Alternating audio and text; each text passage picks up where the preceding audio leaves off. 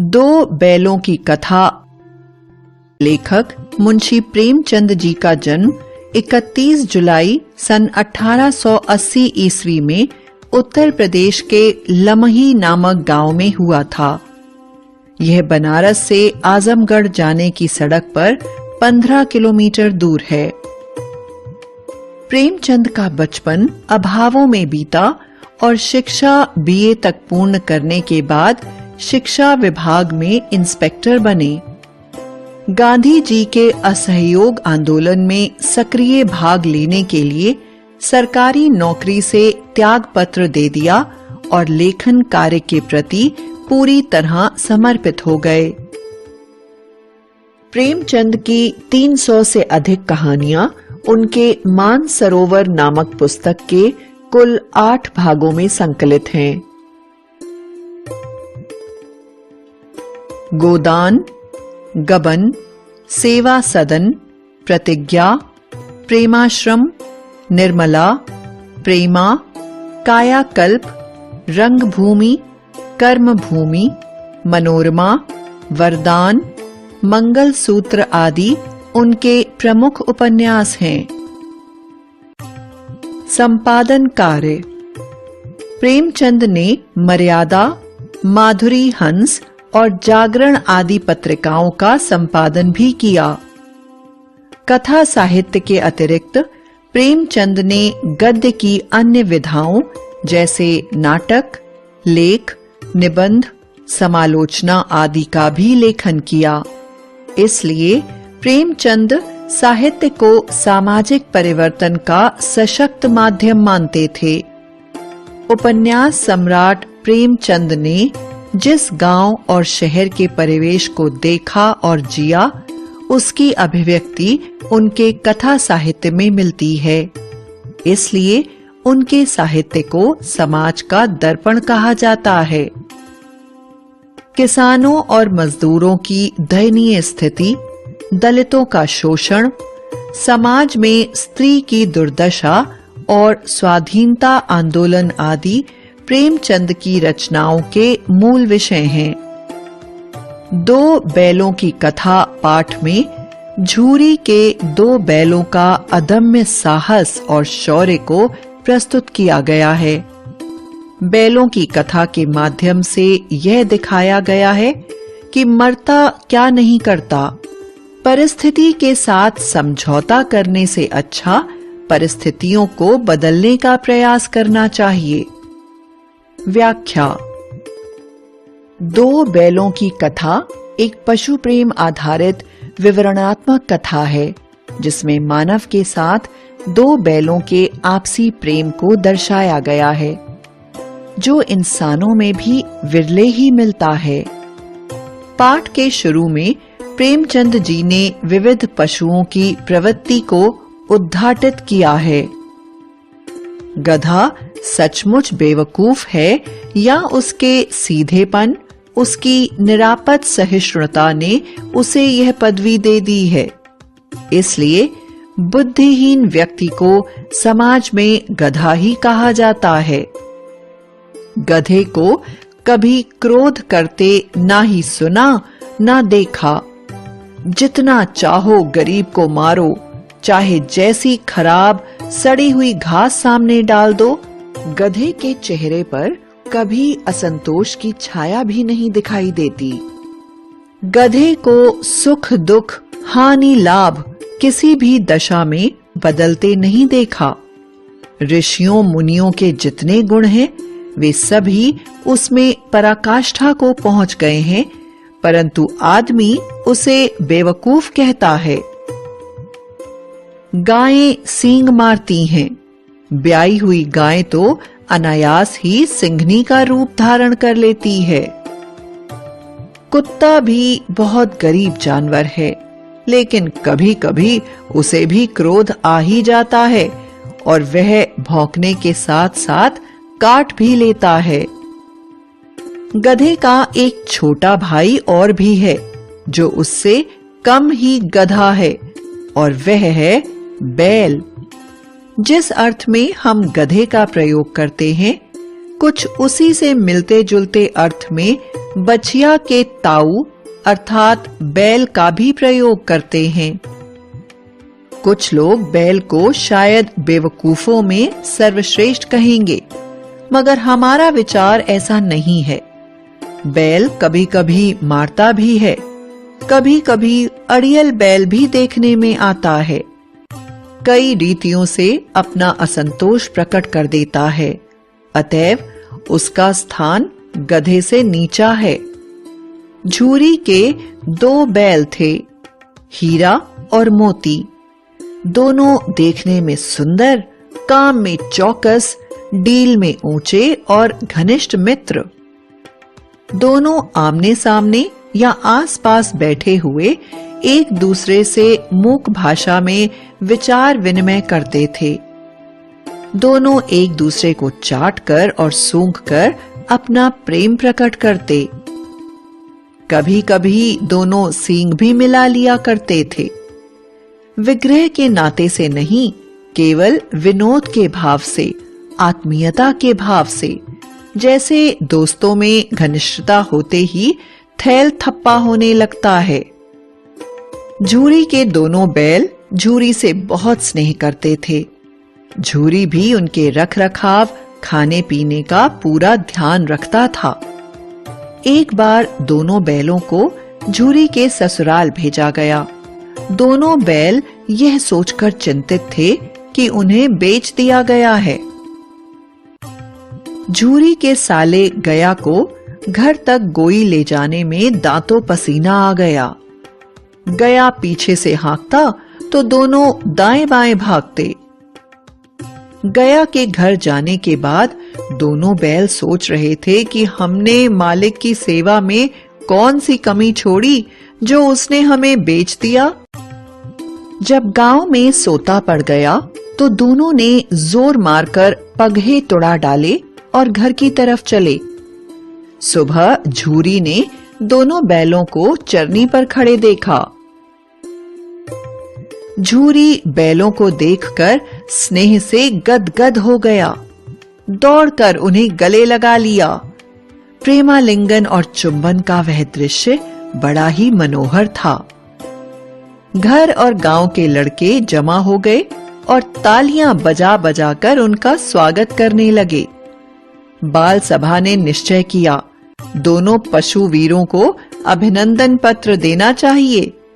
कोई अपने घर से रोटियां लाया, कोई गुड़, कोई चोकर, कोई भूसी। कैसे नमक हराम बैल हैं कि एक दिन वहां काम न किया और भाग खड़े हुए। झूरी ने बैलों का बचाव किया। झूरी अपने बैलों पर यह आक्षेप न सुन सका। नमक हराम क्यों है? चारा दाना न दिया होगा तो क्या करते? इन दोनों कामचोरों को खली और चोकर नहीं मिलेगा। सूखे भूसे के सिवा कुछ नहीं दिया जाएगा। खाएं चाहे मरें। बैलों को सूखा भूसा डाला गया। बैलों को न खाता हुआ देखकर झूरी ने मजूर से थोड़ी सी खली डालने को कहा, परंतु उसने मालकिन के डर से मना कर दिया। दूसरे दिन झूरी का साला फिर आया और बैलों को ले चला। अब की उसने दोनों को गाड़ी में जोता। संध्या समय घर पहुंचकर उसने दोनों बैलों को मोटी रस्सियों से बांध और कल की शरारत का मजा चखाया। फिर वही सूखा भूसा डाल दिया, जबकि गया ने दोनों बैलों को खली, चूनी सब कुछ दी। दूसरे दिन बैलों को हल में जोता, परंतु बैलों ने पैर न उठाने की कसम खा ली। गया ने डंडों से बैलों को खूब मारा। दूसरे दिन बहुत मार पड़ने पर मोती ने भागना उचित समझा, परंतु हीरा ने मूक भाषा में उत्तर दिया, भागना व्यर्थ है। बैल का जन्म मिला है तो मार तो खानी ही पड़ेगी।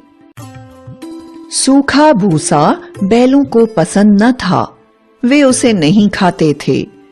घर की एक पीड़ित लड़की चुपचाप बैलों को 2 रोटी लाकर दे देती थी। 2 रोटी से बैलों का पेट नहीं भरता, परंतु हृदय की भूख शांत हो जाती थी। प्रेम का प्रसाद खाकर दोनों बैल दुर्बल नहीं होते थे। गया के घर से दोनों बैल भागने के लिए रस्सी चबा रहे थे। रस्सी मोटी थी, इसलिए वे कामयाब नहीं हो रहे थे। थोड़ी देर में लड़की ने रस्सी खोलकर उन्हें भगा दिया और शोर मचाया कि बैल भाग रहे हैं। गया उनके पीछे भागा, परंतु वे हाथ नहीं आए। दोनों बैल गया के घर से तो भाग गए, परंतु सामने सांड को देखकर भौचक्के रह गए। फिर दोनों ने मिलकर सांड का मुकाबला करने की योजना बनाई और सांड को मार भगाया। सांड से लड़ने के बाद मोती मटर के खेत में घुस गया और मटर खाने लगा। तभी खेत के दो मालिक लाठी लेकर उसके पीछे भागे। वह कीचड़ में धंसने के कारण भाग न सका और दोनों को पकड़कर कांजी हौज भेज दिया गया। दोनों मित्रों को जीवन में पहली बार ऐसा पाला पड़ा कि सारा दिन बीत गया और खाने को एक तिनका भी न मिला। समझ ही में ना आता था यह कैसा स्वामी है। इससे तो गया फिर भी अच्छा था। कांजी हौस में भूखे रहने के बाद दोनों के मन में विद्रोह की ज्वाला भड़क उठी और हीरा ने दीवार पर नुकीले सींग गड़ाकर तोड़ने की कोशिश की। उसी समय कांजी हौस का चौकीदार जानवरों की हाजिरी लेने आया और हीरा के उजड्डपन को देखकर उसे डंडे मारकर मोटी रस्सी से बांध दिया। मोती की लगातार कोशिशों से दीवार तो गिर गई और उन्होंने सारे जानवरों को भगा दिया, परंतु हीरा की रस्सी नहीं टूट पाई। हीरा ने मोती को भाग जाने को कहा। मोती ने मित्र के साथ मरना उचित समझा और नहीं भागा। एक सप्ताह तक दोनों मित्र वहां बंधे पड़े रहे। किसी ने चारे का एक तृण भी न डाला। हाँ, एक बार पानी दिखा दिया जाता था, यही उनका आधार था। दोनों इतने दुर्बल हो गए थे कि उठा तक न जाता था। ठठरियां निकल आई थीं। बैलों की नीलामी। एक दिन बाड़े के सामने डुग्गी बजने के साथ ही अनेक खरीदार आ गए। दुर्बल बैलों को कोई खरीद नहीं रहा था। फिर एक सज्जन दोनों के कूल्हों में उंगली गोदकर अपने मुंशी से बात करके उन्हें खरीद लिया और लेकर चल दिया। खरीदार दोनों बैलों को लेकर जा रहा था कि दोनों को राह परिचित मालूम हुई और उनकी थकान गायब हो गई। दोनों कुछ चीजों को पहचान कर घर की ओर भाग गए। जब दोनों बैल झूरी के घर आ गए, तब खरीदार ने हक जताते हुए कहा, ये मेरे हैं, मैंने खरीदा है। झूरी ने उत्तर दिया, जब मैंने बेचा ही नहीं तो तुमने खरीदा कैसे?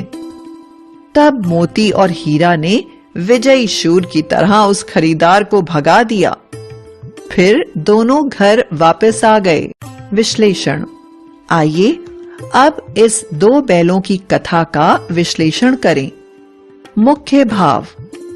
यहाँ लेखक ने किसान का जानवरों के साथ परस्पर प्रेम भाव दर्शाया है। बैल बड़े ही भावुक जीव होते हैं। वे बिल्कुल मनुष्यों की तरह आत्मीय व्यवहार करते हैं। जिन पर उनका स्नेह होता है उसके लिए जी जान से काम करते हैं। विवरणात्मक शैली में लिखी एक रोचक कहानी है। बड़ी से बड़ी बात को सरल भाषा में सीधे और संक्षेप में लिखा गया है। उनकी भाषा सरल, सजीव एवं मुहावरेदार है तथा उन्होंने लोक प्रचलित शब्दों का प्रयोग किया है। मुख्य बिंदु। सभी प्राणियों का अपना विशेष स्वभाव होता है। बैल, गधा, कुत्ते आदि सभी अपने गुणों के कारण ही मनुष्यों के प्रिय बने हैं।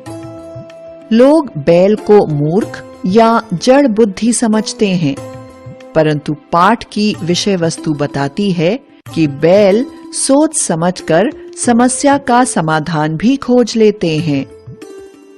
झूरी के बैल जब उसके संबंधी गया के पास भेजे जाते हैं तो वे न केवल उसे रास्ते भर परेशान करते हैं, बल्कि वहां से भागकर वापस चले भी आते हैं। आम आदमी विपरीत परिस्थिति में समझौता कर लेता है, परंतु बैलों ने संघर्ष किया और वहां से भाग गए। वहां से भागने के बाद दोनों ने मिलकर रास्ते में सांड का सामना किया। कांजी हौस के बाड़े से भागने का मोती को पूरा मौका मिला, लेकिन एक अच्छे मित्र की तरह वह हीरा को छोड़कर नहीं जाता है।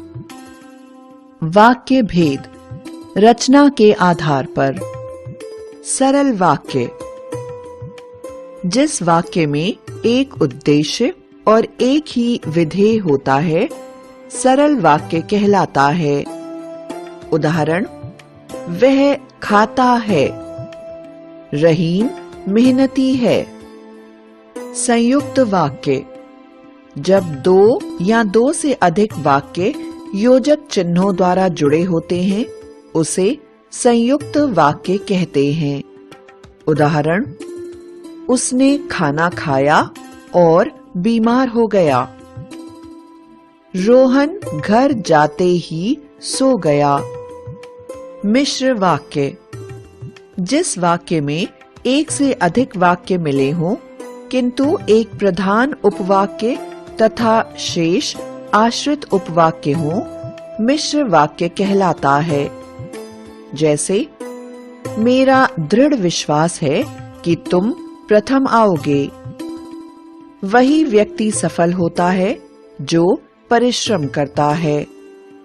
निपात, किसी भी बात पर अतिरिक्त महत्व देने के लिए जिन शब्दों का प्रयोग किया जाता है, उसे निपात कहते हैं। जैसे, भी, तो, तक, केवल, ही, मात्र आदि। उदाहरण, मुझे भी भूख लगी है। तुम तो हमारे साथ नहीं चलोगे। मुहावरा, ऐसे वाक्यांश जो अपने साधारण अर्थ में प्रयुक्त ना होकर विशेष अर्थ में प्रयुक्त होते हैं, मुहावरे कहलाते हैं। जैसे, आंख दिखाना, डराना, 9-2-11 होना, भाग जाना।